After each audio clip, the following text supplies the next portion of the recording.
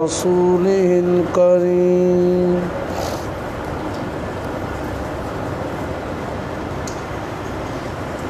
أما بعد فأعوذ بالله من الشيطان الرجيم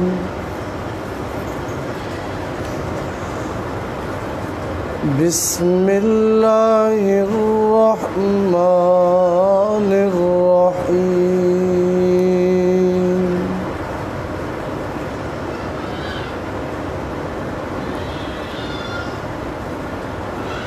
قل ما أسألكم عليه من أجر وما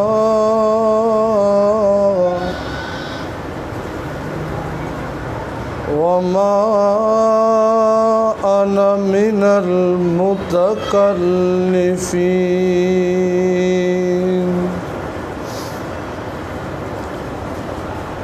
إن هو إلا ذكر للعالمين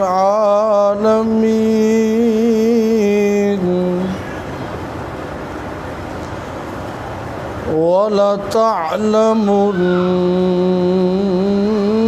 نبأه بعد حين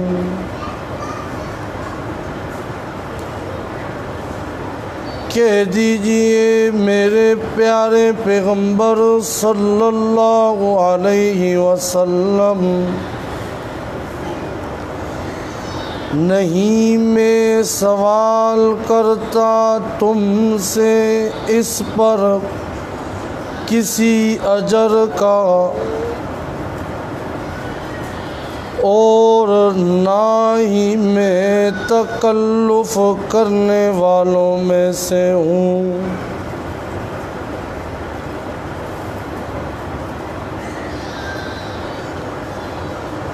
نہیں ہے وہ مگر نصیحت ہے دونوں جہان کے لیے،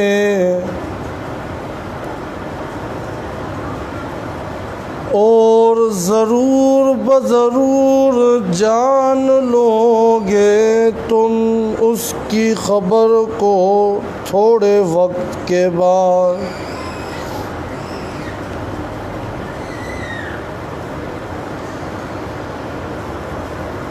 صدق اللہ العظیم۔ اللہم صل علی سیدنا و مولانا محمد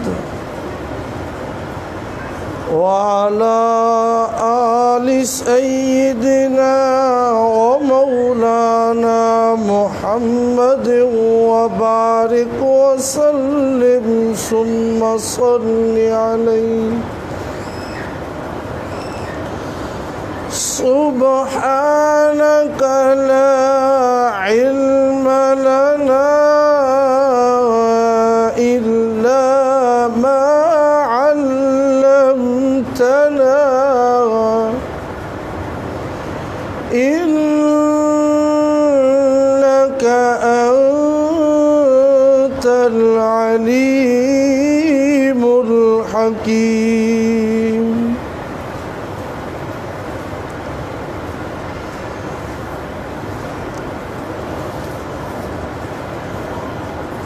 الحمدللہ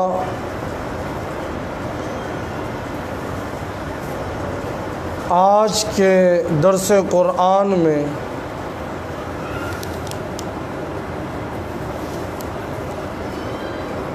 سورہ صاد کی آخری آیات تلاوت کی گئی ہیں، اور انشاءاللہ آج ہی کے درس میں سورہ زمر کی بھی تفسیر شروع ہوگی۔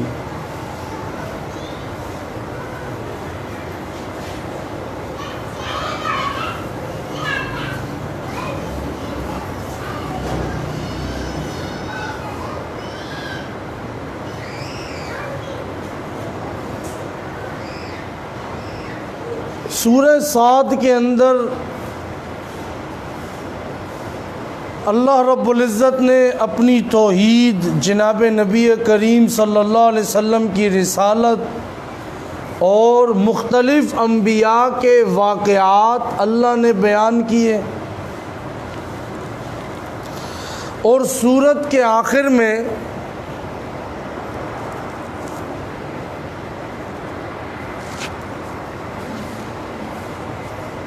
ابلیس نے جو سجدہ کرنے سے انکار کیا آدم علیہ السلام کو، اس کا اللہ نے تذکرہ کیا، اور سورت کے آخر میں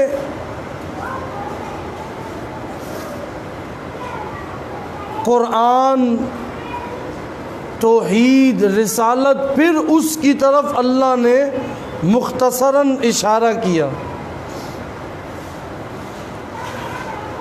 فرمایا قل ما اسألکم علیہ من اجر وما انا من المتکلفین۔ میرے پیارے حبیب صلی اللہ علیہ وسلم، آپ ان سے کہیے یہ جو میں تمہیں دعوت دے رہا ہوں، یہ جو میں اپنی زندگی صرف کر رہا ہوں، محنت کر رہا ہوں، تمہیں بار بار سمجھا رہا ہوں، ان سب چیزوں پہ ما اسألکم علیہ من اجر، میں تم سے کسی اجر، کسی اجرت، کسی مزدوری کا مطالبہ نہیں کرتا ہوں۔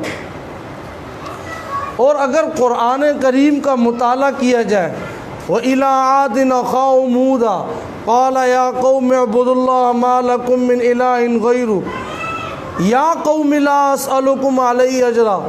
ہود علیہ السلام، اسی طرح حضرت صالح علیہ السلام، حضرت شعیب علیہ السلام، حضرت لوط علیہ السلام، جتنے بھی انبیاء ان کے واقعات آئے، انہوں نے یہ بات قوم کو سمجھائی ہے، بابا ہم تم سے کوئی مزدوری نہیں مانگتے ہیں، ہم تم سے کوئی اجرت نہیں مانگتے ہیں، ہم کوئی پیسے نہیں مانگ رہے، تمہیں سمجھا رہے کہ تمہاری بھلائی ان چیزوں میں، ان کاموں میں، اس کی طرف آ جاؤ تو تمہارا فائدہ ہے۔ آج اگر میں کہیں پہ 1 گھنٹہ، بلکہ 1 گھنٹہ چھوڑے 1 منٹ بھی اگر کوئی کسی کو دیتا ہے تو وہ جواب میں اس منٹ کی بھی اگلے سے کیا مانگتا ہے؟ مزدوری مانگتا ہے، پیسے مانگتا ہے، محنت کا صلہ مانگتا ہے۔ جی تو فرمایا ہم یہ جو ٹائم دے رہے ہیں، ہم یہ جو کام کریں، ہمیں اللہ نے بھیجا ہے پیغمبر بنا کر، رسول بنا کر، جتنے بھی انہوں نے یہی سمجھایا، یا قوم لا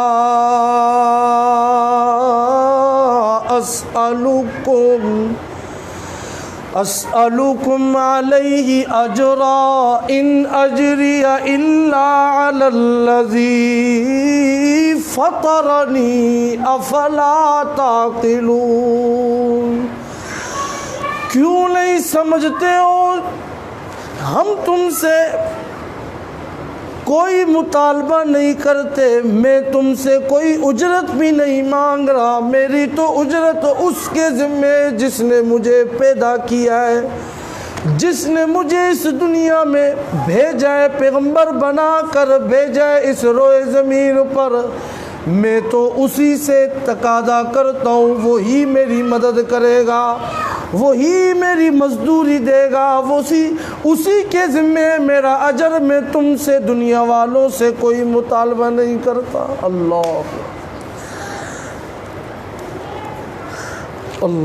اللہ کریم ہمیں بھی ایسا بنا دے کہ ہم دین کا کام، دین کی محنت کریں تو صرف نظر یہی ہونی چاہیے کہ ہمیں اس کا اجر دینے والی اگر کوئی دے گا تو وہ اللہ دے گا۔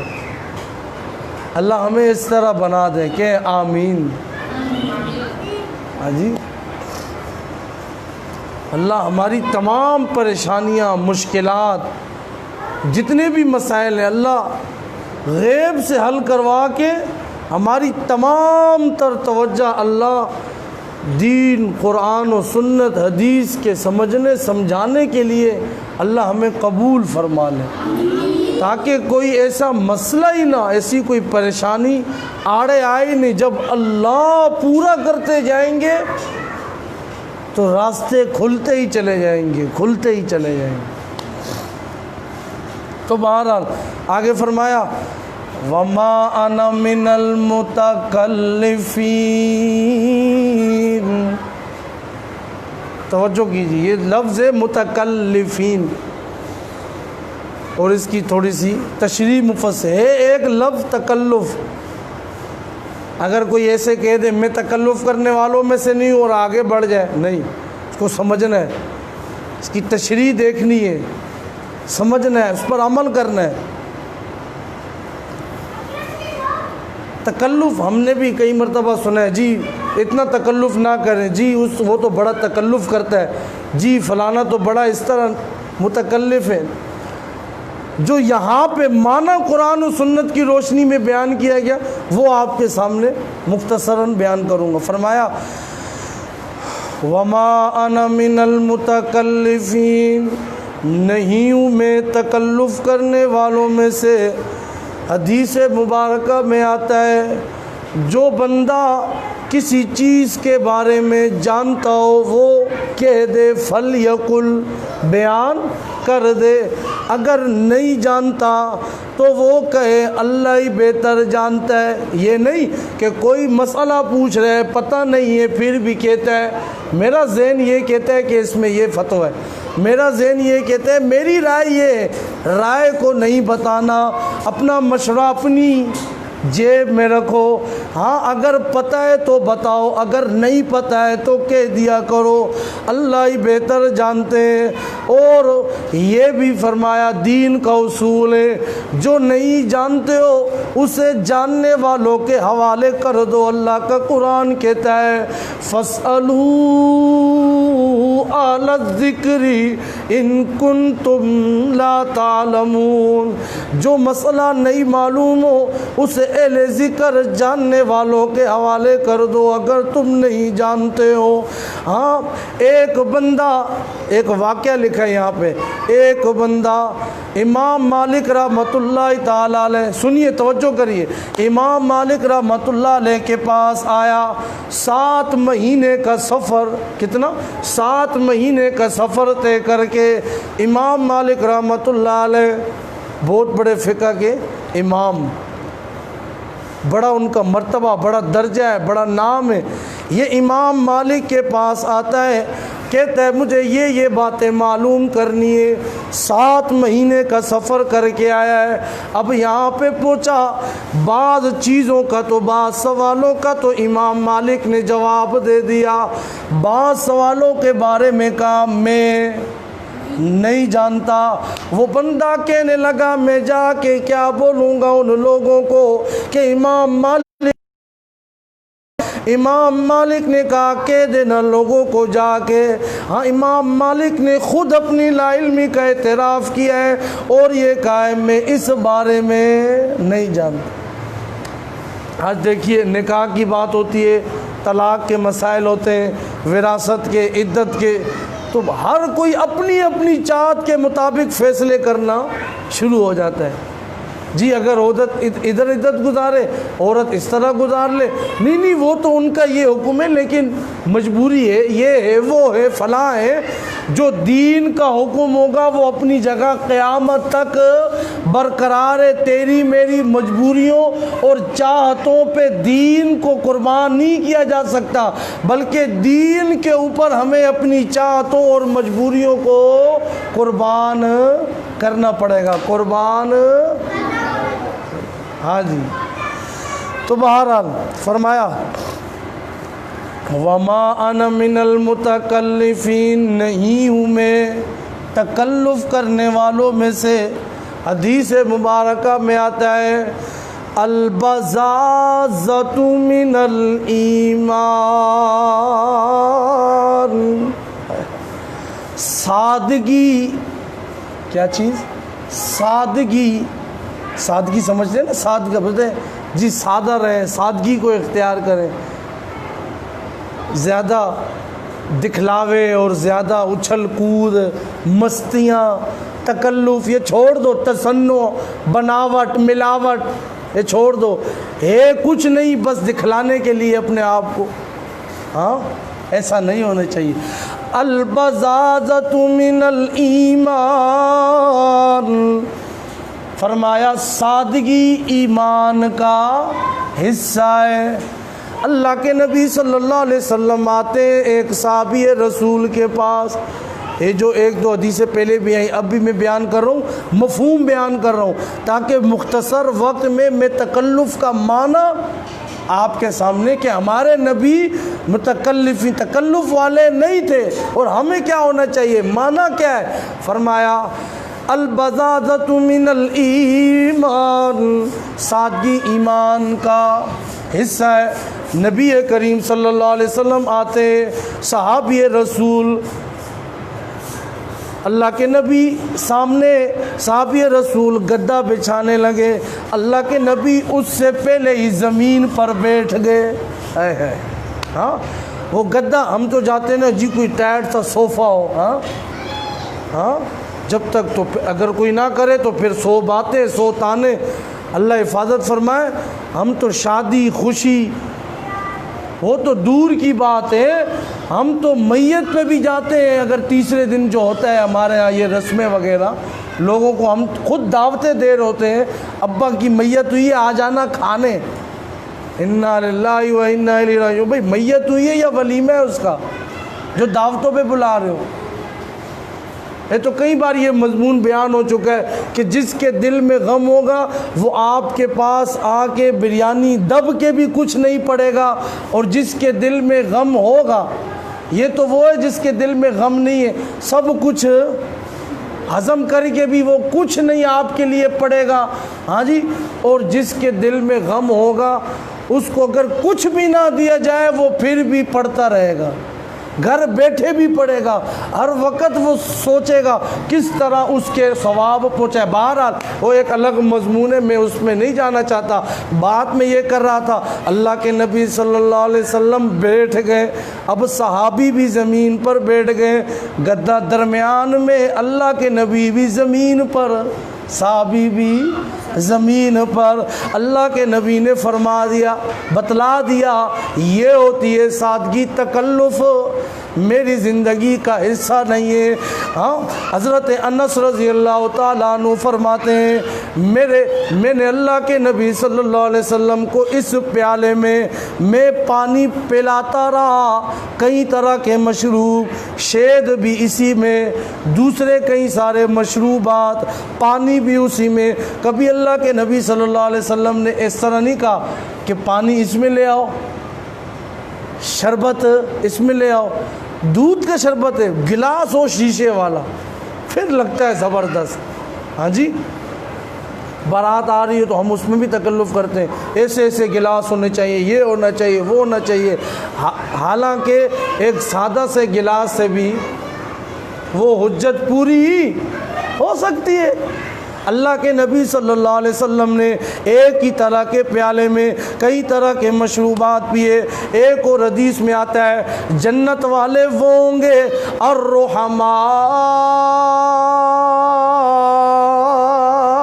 بینہم، جو آپس میں رحم دلی کرنے والے ہوں گے، آپس میں رحم دلی کرنے والے ہوں گے، آپس میں ایک دوسرے کے ساتھ شفقت محبت، صرف دکھلاوا تکلف نہیں ہے، بلکہ ہر کسی کے دکھ درد میں کام آتے ہیں۔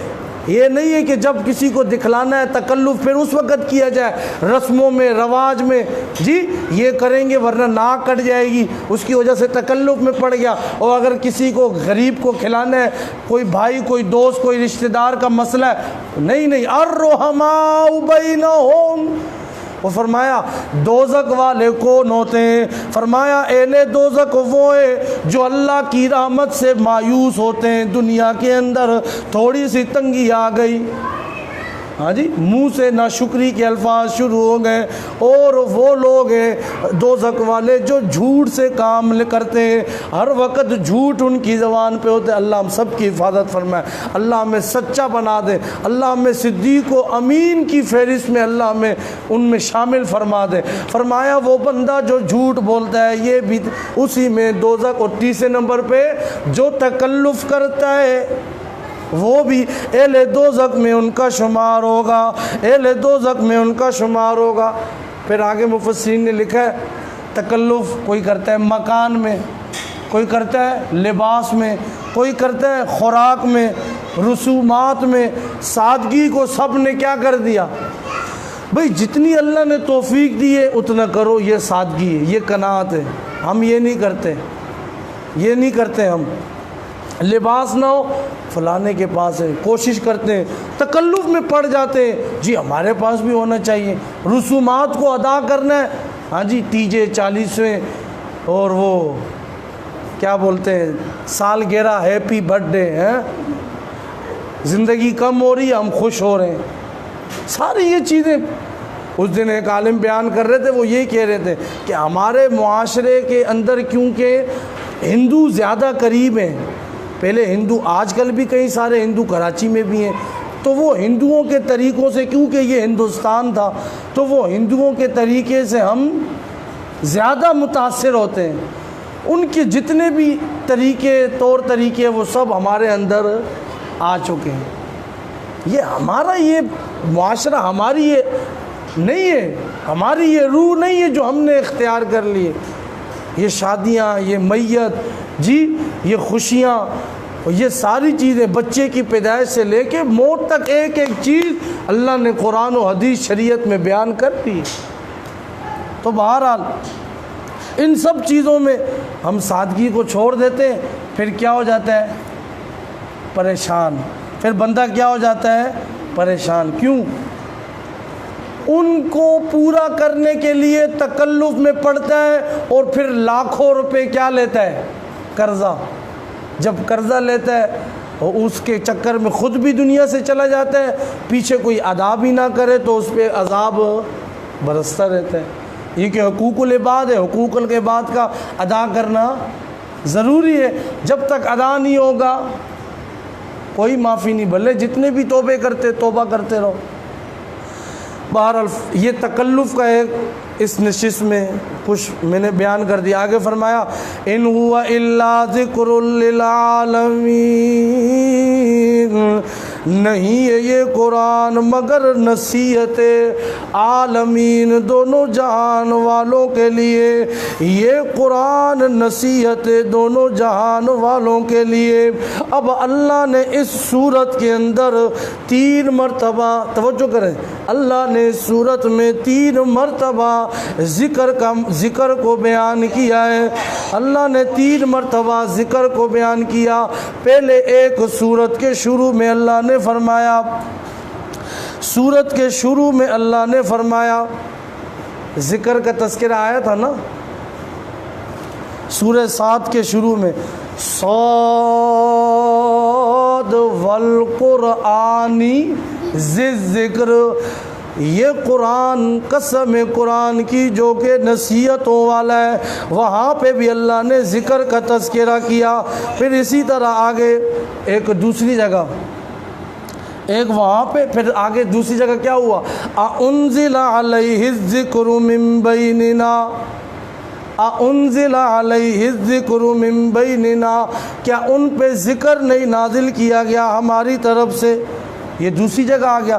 اب تیسری جگہ یہاں آخر میں اللہ نے تذکرہ کیا، ان ہوا الا ذکر للعالمین، کہ یہ نہیں ہے نصیحت مگر دونوں جہان والوں کے لیے. یہاں یہ تیسری مرتبہ اللہ نے ذکر کر دیا. اب آگے فرمایا وَلَتَعْلَمُنَّ نَبَأَهُ بَعْدَ حِينٍ، ان قریب ضرور بضرور تم جان لوگے اس کی خبر کو، ایک وقت کے بعد، ایک مدت تک ضرور بضرور تم جان لوگے. ابھی تو نہیں مان رہے ہو، کبھی کسی نظام کے پیچھے بھاگتے ہو، کبھی کسی نظام کے پیچھے بھاگتے ہو، لیکن ایک دن آئے گا تم ضرور بضرور قرآن کی حقانیت کو تسلیم کرو گے۔ آج بھی یہ وقت آ چکا ہے، کئی سارے لوگوں نے قرآن کی حقیقت کو تقسیم کر لیا ہے۔ جب ہر قسم کو آزما لو گے، ہر نظام کو آزما لو گے، پھر تم کہو گے یہ قرآن ہی اعلیٰ عرفہ ہے، اسی کا پیغام پروگرام مشن وہ اعلیٰ ہے۔ اور بعض مفسرین نے یہاں پہ یہ بھی لکھا ہے کہ جی قیامت صغریٰ نہیں مانتے ہو نا، نہیں مانو۔ قیامت صغریٰ اور کبریٰ کیا مطلب؟ قیامت صغریٰ جب موت آئے گی نا، پھر دیکھ لو گے بعد حین، پھر تم کہو گے واقعی میں یہ قرآن صحیح کہتا تھا، موت کا وقت جیسے ہی آ گیا موت۔ اسی طرح قیامت کبریٰ، وہ جو اصل قیامت آئے گی، اس وقت بھی پھر تم دیکھ لو گے کہ حقیقت یہی ہے کہ قرآن بھی سچا تھا، قرآن کو لانے والے سنانے والے بھی سچے تھے۔ تمہیں ساری کی ساری حقیقت کا پھر اس وقت پتہ چل جائے گا۔ اور یہاں پہ مفسرین نے یہ بھی اشارہ کیا ہے کہ 650 سال تک، کتنے 650 سال تک قرآن کسی نہ کسی طرح اس کا پیغام پروگرام موجود تھا، خلافتیں بھی تھی، لیکن اس کے بعد مسلمانوں کا زوال شروع ہوا، اور آج تو ہماری یہ حیثیت ہو گئی ہے کہ ہمارا ہر فیصلہ، ہر کام صرف برائے نام ہے، ہمارا ہر کام صرف برائے نام ہے۔ فیصلے ہمارے اوپر یہود و نصارہ مسلط ہیں، وہی کرتے ہیں، وہی ہمارے بجٹ کے مالک ہیں، وہی ہمارے بجٹ کے اوپر فیصلے کرنے والے ہیں۔ تو یہ مسلمانوں نے جیسے جیسے قرآن کو چھوڑنا شروع کر دیا، اللہ نے بھی پھر ان پر غیروں کو مسلط کر دیا۔ آگے شروع ہو رہی ہے سورہ زمر، سورہ زمر۔ یہ آگے اللہ کریم سورہ زمر کے اندر اللہ نے جماعتوں کا بیان کیا ہے، سورہ زمر کے اندر جماعتوں کا بیان ہوا ہے۔ اب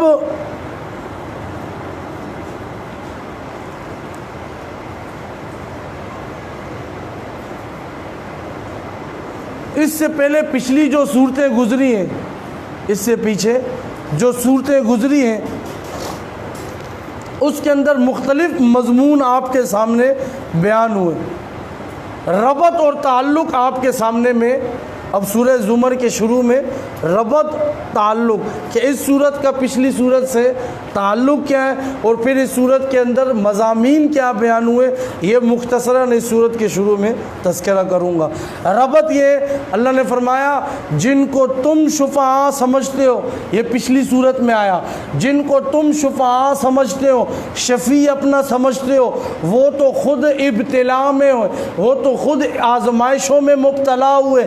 دیکھو نبیوں کے واقعات، ان پر ابتلا اور آزمائش آئی، تم کہتے ہو نہیں ہم نے یہ سارا کام کر لیا، ہم یہ اس لیے کرتے ہیں، یہ ہماری سفارش کریں گے، ہم بھلے مشرک ہو، یہ ہمیں اللہ کے قریب کر دیتے ہیں، اور پھر آگے جا کر ہمارا بیڑا بھی پار کروا دیں گے۔ اب یہاں پہ فرمایا سورہ زمر میں فرمایا جنہوں نے مانا اور جنہوں نے نہیں مانا، یہ لوگ قیامت والے دن مختلف فرقوں میں تقسیم ہو جائیں گے، مختلف فرقوں میں تقسیم۔ زمر کہا جاتا ہے گروہوں کو، فرقوں کو، کچھ جنتی ہوں گے اور کچھ جہنمی ہوں گے۔ تو یہ یہاں پہ اللہ نے اہل توحید اور اہل شرک اس کا آگے چل کے تذکرہ کیا کہ یہ کچھ جنت میں چلے جائیں گے، کچھ جہنم میں چلے جائیں گے۔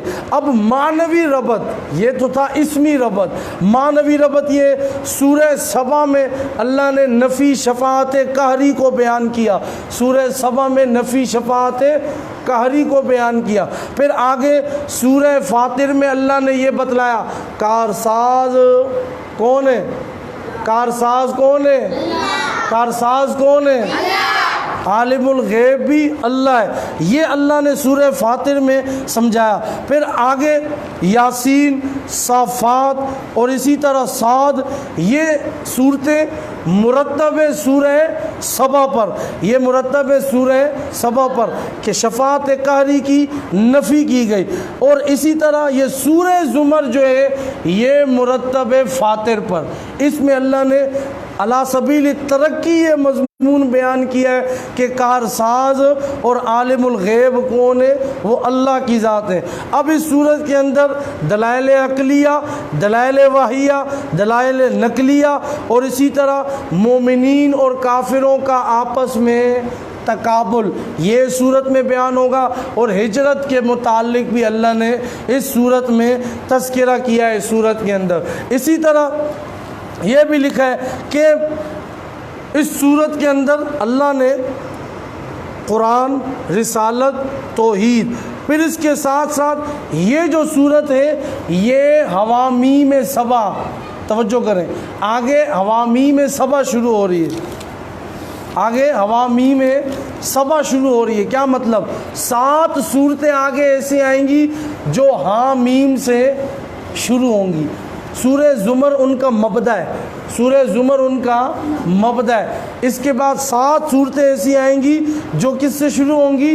حامیم ہوں، اور سورہ زمر ان کے لیے تمہید کے طور پہ اللہ نے بیان کر دی، اور اس صورت کے اندر وہ دعویٰ مرکزی اللہ نے بیان کر دیا، فَاعْبُدِ اللَّهَ مُخْلِصًا لَهُ الدِّينَ۔ یہ اللہ نے اس صورت کے اندر ان صورتوں کا جو اس سے پہلے اس تمہید میں اللہ نے مرکزی دعویٰ بھی بیان کر دیا۔ اب شروع کرتے ہیں سورت کو۔ اللہ فرماتے ہیں تنزیل الکتاب من اللہ العزیز الحکیم۔ اللہ فرماتے ہیں یہ جو قرآن ہے یہ نازل، یہ کتاب کو، اس کتاب کو نازل کرنے والی وہ ذات ہے جو اللہ عزیز زبردست الحکیم حکمتوں والے۔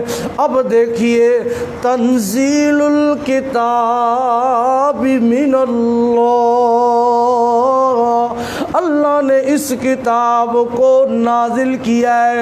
اللہ کیوں یہ کہہ رہے ہیں؟ کیوں؟ سن لو لوگوں، یہ جو پیچھے بھی بیان ہوا سورہ صاد کے آخر میں، تم اس قرآن کو ضرور مانو گے، ایسا وقت آئے گا، ایسا وقت، ایسا وقت آئے گا، اس لیے کہ من اللہ، یہ اللہ کی طرف سے نازل شدہ کتاب ہے، لا ریب فی،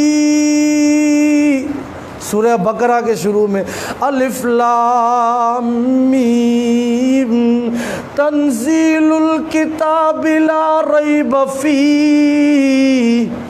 ہاں یہ سورہ بقرہ میں اللہ نے فرمایا نا ذالک الکتاب لا ریب فیہ ھدی للمتقین۔ تنزیل الکتاب آ گیا سورہ زمر کے شروع میں، ذالک الکتاب آ گیا سورہ بقرہ کے شروع میں۔ اللہ یہاں پہ بھی یہ سمجھانا کوئی شک نہیں اس کتاب کو اللہ نے نازل کیا ہے، اور نہ شک کیوں نہیں ہے؟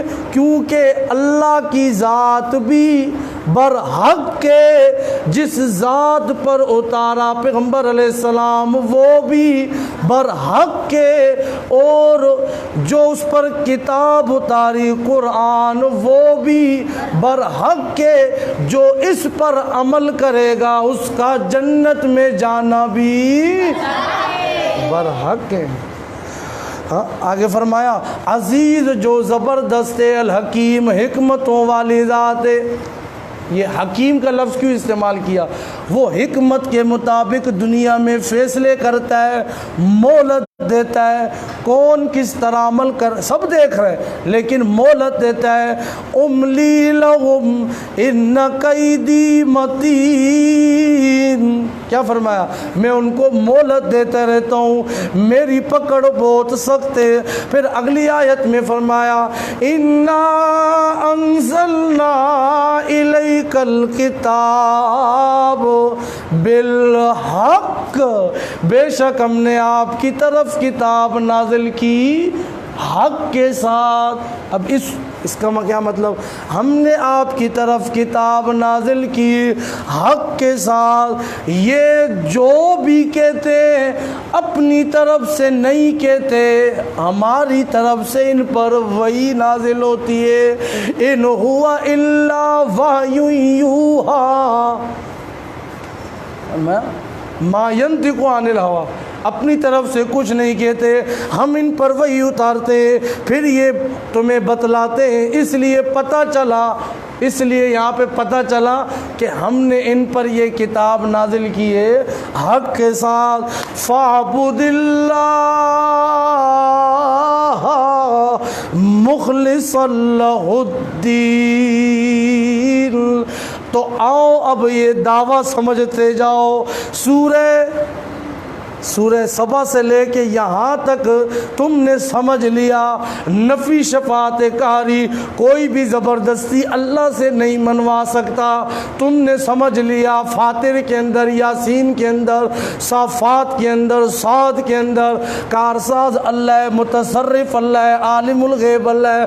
تو پھر آؤ نہ میں تمہیں بتلاتا ہوں فاعبد اللہ۔ پھر میں اللہ تمہیں یہ بتلا رہا ہوں کہ تم اللہ ہی کی عبادت کرنے والے بن جاؤ۔ عبادت کی کیا مطلب ہے؟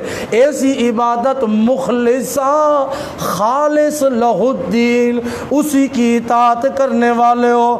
اب یہاں پہ مفسرین نے امام بیضاوی رحمۃ اللہ علیہ، علامہ زمخشری رحمۃ اللہ علیہ کے حوالے سے لکھا ہے مخلصہ یہ کون سی عبادت ہے؟ اخلاص والی، وہ عبادت جو ہر قسم کے شرک اور ریا سے، دکھلاوے سے پاک ہو، وہ عبادت ہوتی ہے اخلاص والی۔ کیا مطلب؟ میں مسجد میں آ رہا ہوں جی، میں نماز پڑھوں گا، وہ فلانے کے ساتھ کوئی مسئلہ چل رہا ہے، وہ بولے گا او ہو یہ تو پکا نمازی ہے۔ ہاں جی میں حج کرنے جا رہا ہوں، میں کہوں جی میں حاجی، لوگ مجھے حاجی کہیں، جی میرے تو اتنے حج ہو گئے، میرے تو اتنے عمرے ہو گئے، میں تقسیم کر رہا ہوں کھانا، لیکن لوگوں کو دکھلانے کے لیے جی میرے پاس تو اتنا مال ہے۔ نہیں، عبادت وہ قبول ہوگی جو ہر قسم کے شرک اور ہر قسم کی ریاکاری سے پاک ہو، وہی عبادت کہلائی جائے گی، وہی عبادت قبول ہوگی۔ قیامت والے دن بھی یہی ہوگا۔ فرمایا قیامت والے دن بھی اللہ کہیں گے جس کے لیے عبادت کی تھی نا، جا اس سے جا کے اجر لے لے، مزدوری لے لے، میرے پاس تیرا کوئی اجر نہیں ہے۔ اللہ ہم سب کی حفاظت فرمائے۔ تو ایسی خالص عبادت ہو جس میں ریا نہ ہو، جس میں کسی قسم کا شرک نہ ہو۔ اللہ کا قرآن میں ارشاد فرماتے ہیں فَمَنْ كَانَ يَرْجُو لِقَاءَ رَبِّهِ فَلْيَعْمَلْ عَمَلًا صَالِحًا وَلَا يُشْرِكْ بِعِبَادَةِ رَبِّهِ أَحَدًا۔ جو بندہ اپنے رب سے ملنے کا امیدوار ہو کہ میرا رب مجھ سے راضی ہو جائے، اپنا دیدار کروا لے، فَلْيَعْمَلْ عَمَلًا صَالِحًا، اسے چاہیے کہ وہ نیک اعمال دنیا میں کرتا رہے اور اپنے رب کے عبادت میں کسی کو بھی شریک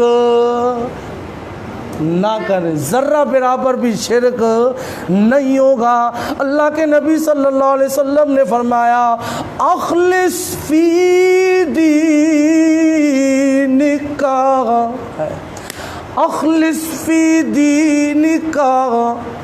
اللہ کے نبی صلی اللہ علیہ وسلم نے فرمایا حدیث کا مفہوم ہے اپنے دین میں اخلاص پیدا کرو، اپنی عبادت میں اخلاص پیدا کرو۔ اگر اس طرح کرو گے تو تھوڑا سا بھی عمل ہوگا وہ اللہ کے ہاں بہت بڑا بن جائے گا، تمہاری کفایت کر جائے گا۔ اور اگر یہ اخلاص نہیں ہوگا، پوری دنیا کے جتنے بھی اعمال ہوں گے پھر بھی وہ تمہارے کو پھر بھی وہ قبول نہیں ہوں گے، پھر بھی وہ قبول نہیں ہوں گے۔ آگے قرآن میں ایک جگہ اللہ فرماتے ہیں مثل الذین کفروا، مثال ان لوگوں کی جنہوں نے کفر کیا، بربہم ان کے رب کے پاس، اعمالہم کرماد اشتدت بہ الریح فی یوم عاصف۔ اللہ فرماتے ہیں ان لوگوں کی مثال جنہوں نے کفر کیا، ان کے اعمال کی مثال ایسے جیسے کہ تیز آندھی آئے، راکھ ہوتی ہے نا، راکھ، وہ آگ جلنے کے بعد جو راکھ رہ جاتی ہے، اگر تیز آندھی آئے تو وہ راکھ کیا ہوتی ہے، اڑ جاتی ہے۔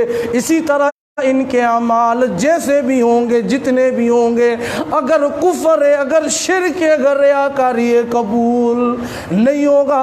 جس طرح تیز آندھی وہ راکھ کو اڑا دیتی ہے، اسی طرح ان کے اعمال بھی تباہ و برباد ہو جائیں گے۔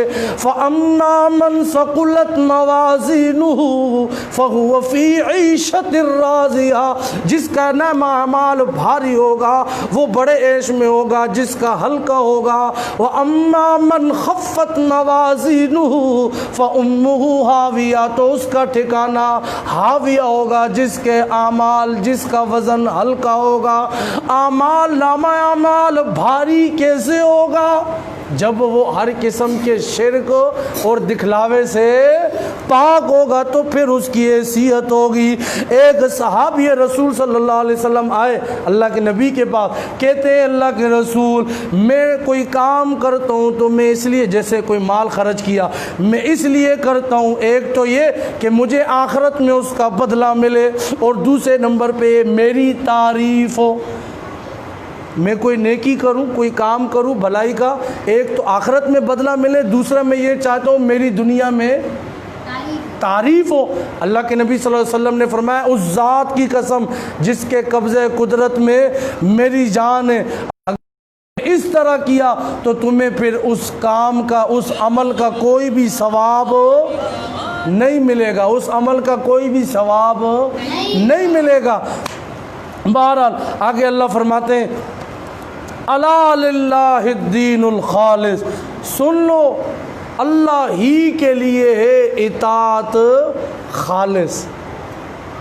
یہ وہی آ گیا خالص مخلصہ جو پیچھے آیا، کہ خالص اس کے لیے، اطاعت کو اس کے لیے خالص کرتے ہوئے تم نے اس کی عبادت کرنی ہے۔ والذین اتخذوا من دونہ اولیاء، یہ جو مکہ والے کرتے ہیں اس کو اللہ نے بیان کیا، یہ خالص عبادت نہیں کرتے، کیوں؟ اس لیے انہوں نے بنا رکھے من دونہ، اللہ کے علاوہ، اولیاء کارساز، ما نعبدهم الا ليقربونا الى اللہ زلفى، کہتے نہیں عبادت کرتے ان کی ہم مگر اس لیے لیقربونا، تاکہ وہ ہمیں اللہ کے قریب کر دیں، اللہ زلفا، زلفا کہا جاتا ہے درجہ، مرتبہ، ہمارے مرتبے کو اللہ کے قریب کر دیں۔ کیا مطلب ہے؟ مکہ والوں سے جب پوچھا جاتا تھا تمہیں پیدا کس نے کیا، بارش کون برساتا ہے، غلہ کون اگاتا ہے، قل من یرزقکم من السماء والارض ام من یملک السماء والابصار ومن یخرج الحی من المیت ویخرج المیت من الحی ومن یدبر الامر، کون زمین و آسمان سے تمہیں رزق دیتا ہے، کون تمہیں سماعت و بصارت کا مالک کون ہے، ہاں کون کائنات میں تدبیریں کرتا ہے، فَسَيَقُولُونَ اللَّهُ،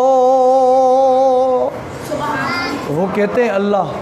جب یہ پوچھا جائے تو کہتے ہیں اللہ، تو پھر ان سے کہا جاتا ہے جب تم یہ مانتے ہو خالق اللہ ہے، رازق اللہ ہے، تو پھر ان کی عبادت کیوں کرتے ہو؟ یہ جو تم نے بیت اللہ میں بھی رکھے ہوئے ہیں کہ جی بیت اللہ میں بھی رکھے ہوئے ہیں نا معبود، جن کے سامنے جا کے کھانا رکھتے ہو، جن کے سامنے سجدہ کرتے ہو، وہ شکلیں بنائی ہوئی ہیں بزرگوں کے شکلوں پہ، انبیاء کی شکلوں پہ، وہ بت بنائے ہوئے، مجسمے بنائے ہوئے، اور تصور یہ کرتے ہیں یہ فلانا نبی کا، یہ فلانے ولی کا، یہ اس لیے کیوں کرتے ہو بھائی یہ؟ تو وہ یہ کہتے تھے ہم تو یہ اس لیے کرتے تاکہ یہ ہمارے مرتبے کو اللہ کے قریب کر دیں۔ جیسے آج کل کہا جاتا ہے ہم ان قبروں والوں کو اللہ تھوڑی مانتے ہیں، ہم تو یہ کہتے ہیں ہماری قبر والے کے آگے اس کی اللہ کے آگے، تو وہ بھی یہی کہتے تھے ہم تو اس لیے کرتے ہیں تاکہ یہ ہمیں اللہ کے قریب کر دیں۔ تو فرمایا نہیں، یہ ساری کی ساری شرک کی قسم ہے، تم نے عبادت کرنی ہے خالص اللہ کی۔ تم کیا یہ سمجھتے ہو کہ یہ ہمارا مرتبہ اللہ کے قریب وہی شفاعت کاری؟ فرمایا نہیں، من ذا الذی یشفع عندہ الا باذنہ، اس کے ہاں تو وہی شفاعت کرے گا جس کو اللہ اجازت دیں گے، اور اسی کے حق میں شفاعت قبول ہوگی جس کا عقیدہ درست ہوگا، جس کا عقیدہ صحیح ہوگا۔ ہاں، کوئی زبردستی اللہ سے منوا نہیں سکتا۔